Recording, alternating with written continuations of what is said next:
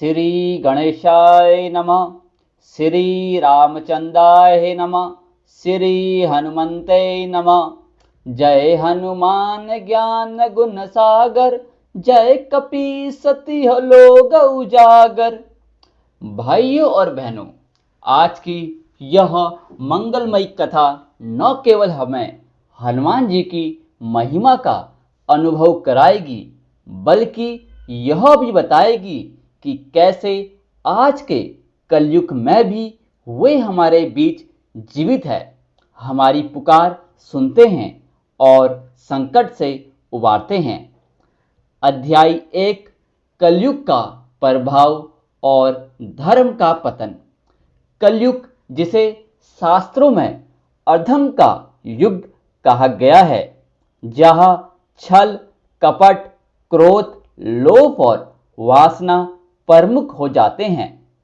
इस युग में सत्य बोलना कठिन, सेवा करना दुर्लभ और भक्ति दिखावे तक सीमित रह जाती है। कथा का स्थान उत्तर भारत का एक छोटा सा गांव संकटपुर, जहां एक प्राचीन हनुमान मंदिर था।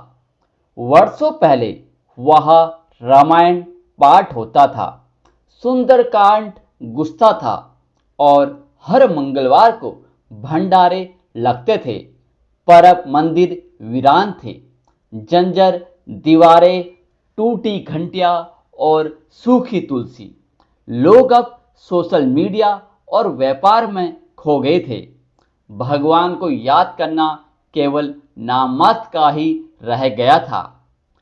अध्याय 2, रामदास, अंतिम सच्चा भक्त। उसी गांव में एक वृद्ध बाबा रहते थे, रामदास।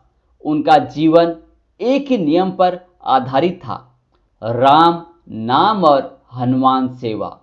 वह सुबह 4 बजे उठते, नदी में स्नान करते, फिर मंदिर जाकर हनुमान जी का अभिषेक करते और दिन भर हनुमान चालीसा, सुंदरकांड और रामायण का पाठ करते। गांव वाले उन्हें पागल बाबा कहते थे। बच्चों को डराते, अरे ज्यादा शैतानी की तो पगला बाबा पकड़ लेंगे। पर रामदास शांत रहते, केवल एक ही मंत्र जपते, जो हनुमान जी का नाम लेता है उसका कोई कुछ नहीं बिगाड़ सकता।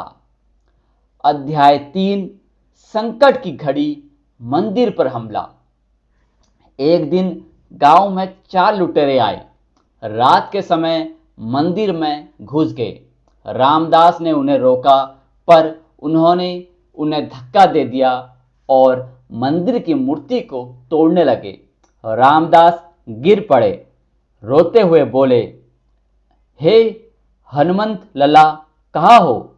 ये तुम्हारा मंदिर है, तुम्हारे सामने अपमान हो रहा है, क्या तुम अब भी नहीं आओगे?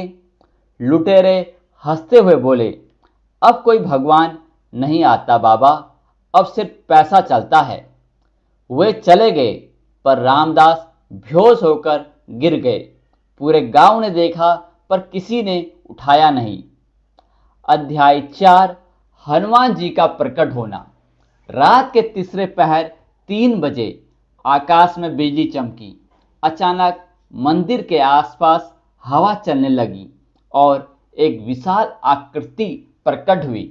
तेजस्वी वानर, हाथ में गदा, लाल नेत्र और मुख से राम नाम का जाप। हनुमान जी स्वयं प्रकट हो गए। उन्होंने रामदास के सिर पर हाथ रखा। उठो मेरे भक्त, तुम्हारी पुकार ने त्रिलोक हिला दिया है।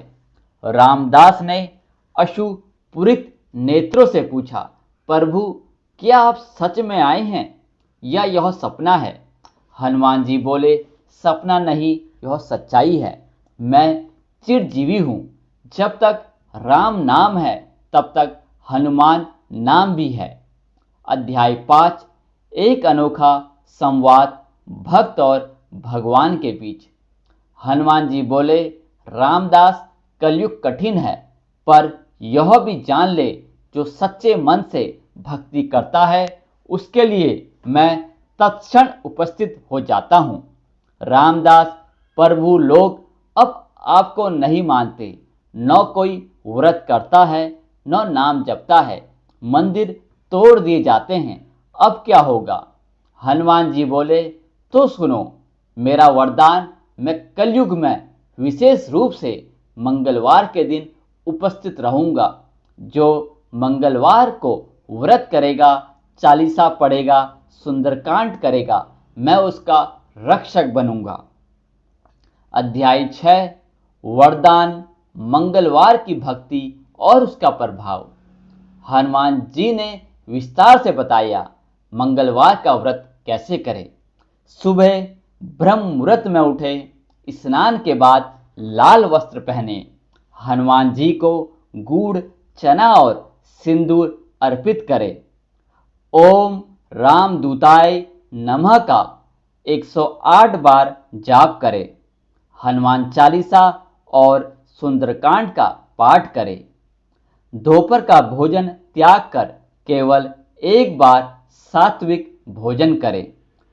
इसके जो लाभ होंगे, भय का नाश, रोग का शमन, बल और बुद्धि की प्राप्ति, दुर्भाग्य का विनाश, शनि दोष, ग्रह बाधा से मुक्ति, अपार आत्मबल और आत्मविश्वास।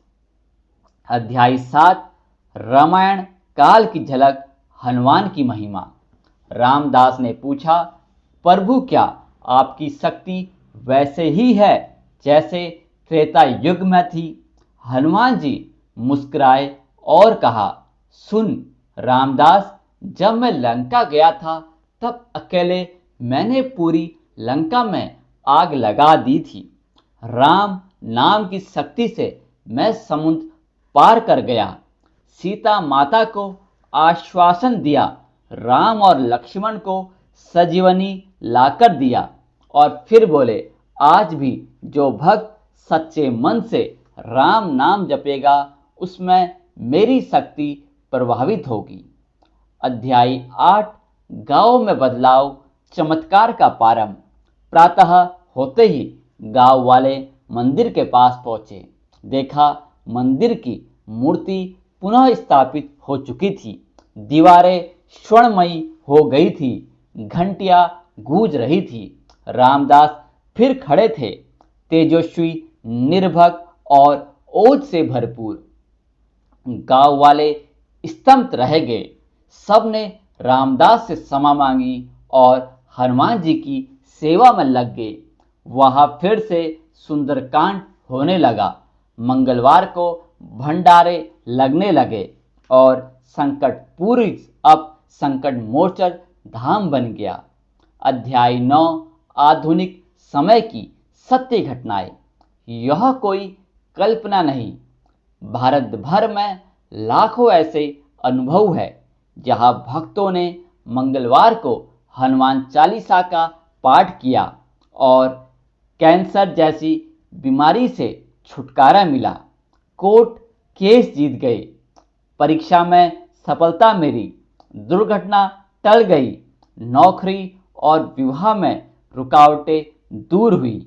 हनुमान जी की कृपा को केवल अनुभव किया जा सकता है, वर्ण नहीं। अध्याय 10 कथा का सार और संदेश। कलयुग में अगर कोई देवता तुरंत प्रतिक्रिया देते हैं तो वे हनुमान जी हैं। मंगलवार को व्रत और चालीसा का पाठ एक चमत्कारी उपाय है। सेवा, नर्मता और सत्कर्म हनुमान जी को प्रिय है। हनुमान चालीसा एक मंत्र शास्त्र है जो हर प्रकार के कष्ट को काट देता है। समापन मंगल प्रार्थना और मंत्रोच्चार। संकट कटे मिटे सब पीरा, जो सुमरे हनुमंत बलबीरा। जय जय हनुमान गोसाई, कृपा करो गुरुदेव की नाई। हे पवनसुत हनुमान, आप हमें बल, बुद्धि और विवेक दीजिए। हमें सेवा, भक्ति और दया की शक्ति दीजिए और हमारे जीवन से संकटों को हर लीजिए। बोलो जय श्री राम।